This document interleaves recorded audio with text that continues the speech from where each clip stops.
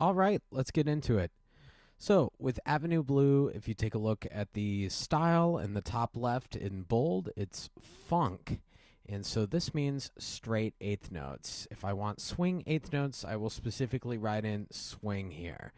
Under it, in italics, it's supposed to be smooth and confident.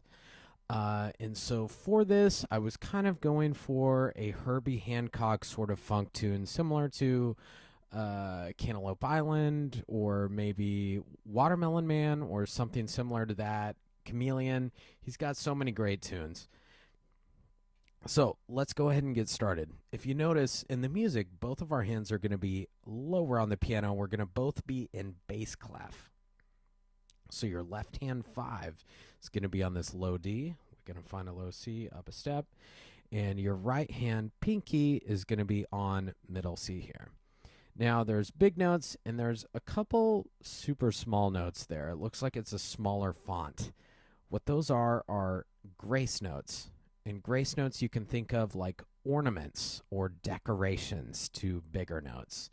And so they're not as important. If you want to, you can leave them out. You know, they're completely optional, but they are just an ornament or a decoration to the bigger notes. Don't worry about counting them like a regular eighth note. They're too fast for that.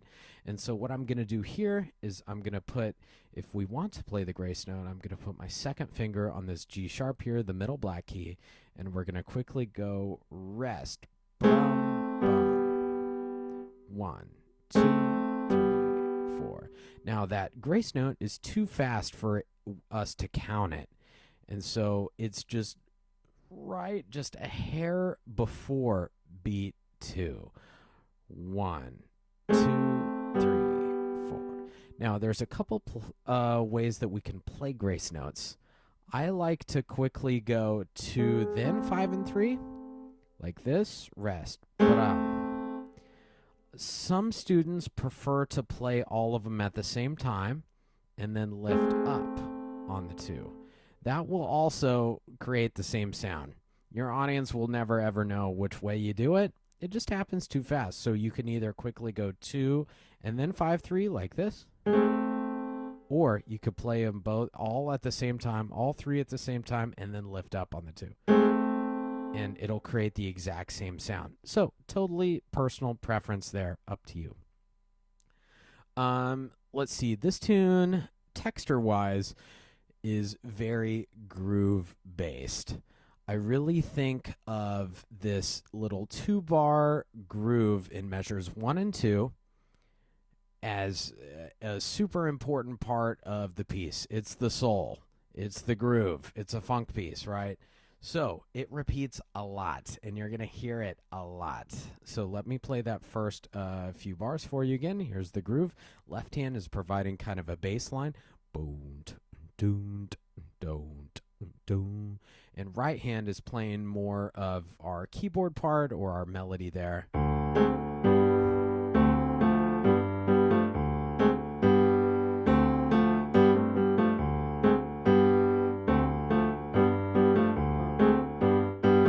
Pay special attention to the articulations marking on this. I have a couple staccato notes that I want very clipped, like that beat 2, rest, rest. Right? So I want short, long. And then we have in the second bar, we have legato followed by that very last eighth note on a staccato. So be careful for that. The curved lines are legato markings. They're going to be very smooth, very connected. The dots above the note are going to be staccatos. Those are going to be very short. Let's move on.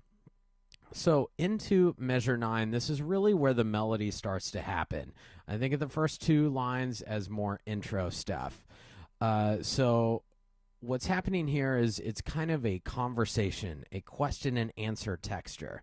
And so your right hand is playing, starting in measure 8 is the melody. It'll be rest. And then look at this. We've seen this before. We've seen that. It's kind of an abbreviated version, a shorter version of the groove that we saw in the first couple measures of the piece. And so it's kind of like a question and then an answer with the groove. The groove is always the answer, folks. And then that is another question. And then look at this, our answer, the groove. Here's another question with the right hand. And then look at this, here's the groove. But check out the left hand. I swap it around.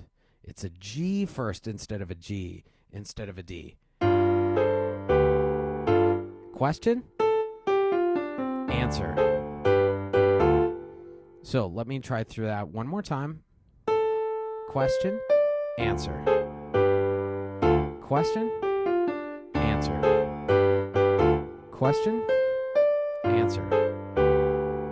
Question, answer. So pay special attention to that. It's really in like little 1-2 bar fragments of phrases there. Good. Moving on to measure 17. This is what I would call the bridge of the song. The bridge of a tune is a departure from anything else that we've seen before. The first page is very repetitive. It's a lot of the same types of melodies, lots of the same type of harmonies that we see, rhythms, very similar all the way throughout there. Measure 17, the bridge, is a departure from that. It's going on to new material, exploring new directions in the music.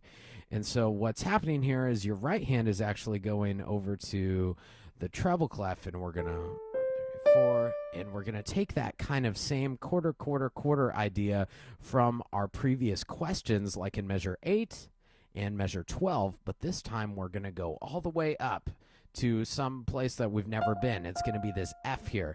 Notice that I do have fingerings there. It's going to be a 1. You're going to skip with a 2 to a C, D, and then your 5 is going to be right here. And look at this right hand. It just fits the hand. 5, 3, 2, 1. And we just stay in that exact same spot. And then for these 2 big quarter notes here, I'm going to move my thumb in just a step, 1 and 5 together. And then look at this fingering here. We've got D, C, A, cross over, G, F. So let me play that just right hand. Watch this. Rest.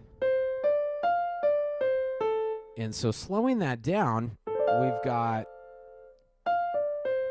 and then we just go right back up. It's the exact same notes over and again. And then we just bring the thumb over, and then check out this fingering, cross over, under. And then look at this, 21. We know this, it's the groove. Right? So it's kind of a larger question and answer format there. So let me play both hands for you.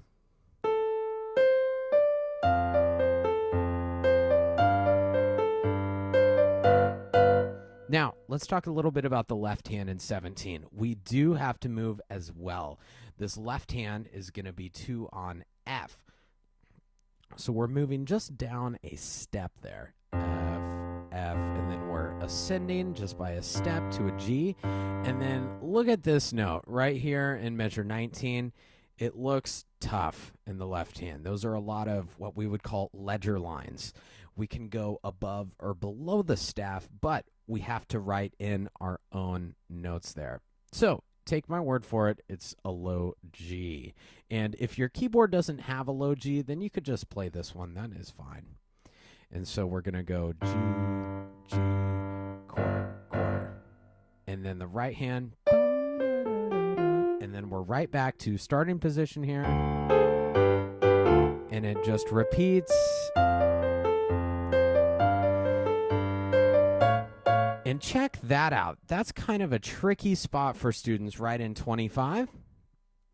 You can either go, I would probably do a 2 and a 5 there. If you feel more comfortable with a 3 and 5, then that's okay too. Everybody's hand is a little bit different.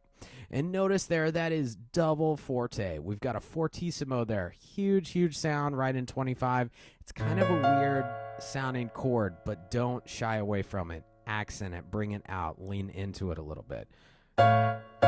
rest. And look at that beat 4 there. Again, in that left hand, we're just kind of moving octaves. We're going to go A, down to that low A, and then we have this cool left hand little bass line.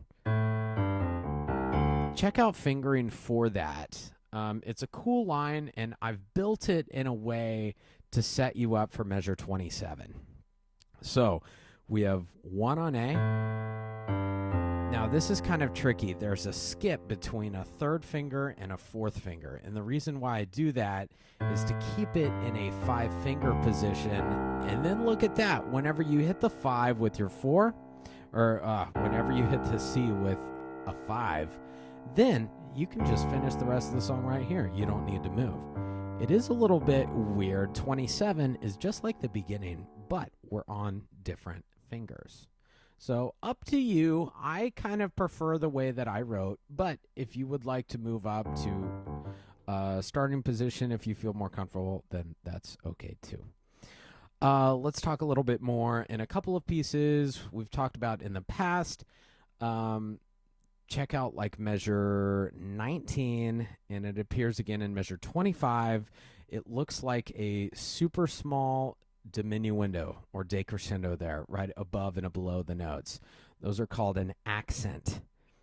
And what you want to do with accents are you're going to make them stand out. You're going to make them more noticeable. You're going to make them really speak and stand out from all of the other notes. So in this case, we're going to make them really loud. And everything is building up to them anyways. If you look at measure 19, we have this with some super low G's here, and there's a crescendo going up to it, so it's going to be super big. Really, really lay into that. It's loud. So let me play measure 16 for you. You can hear that. Louder here and loud. Really, really lean into that. Do not shy away from those accents. That's not what they're for, right? They are meant to be loud. Meaning, you want to turn somebody's head. Make them stand out. Same thing here. Here's our groove. And then we're back in 22. We've seen this before. Looking ahead. Oh my gosh. 25, we've got accents. We've got a fortissimo there. Super loud. That is the biggest point of the phrase. That is our climax right there. Really, really let them have it. Good. After that, 27 is just like the beginning, except your right hand is going to be up an octave. Really no different rhythms or anything else here, just kind of a different color change, if anything. And that will probably wrap it up for Avenue Blue. See you next time.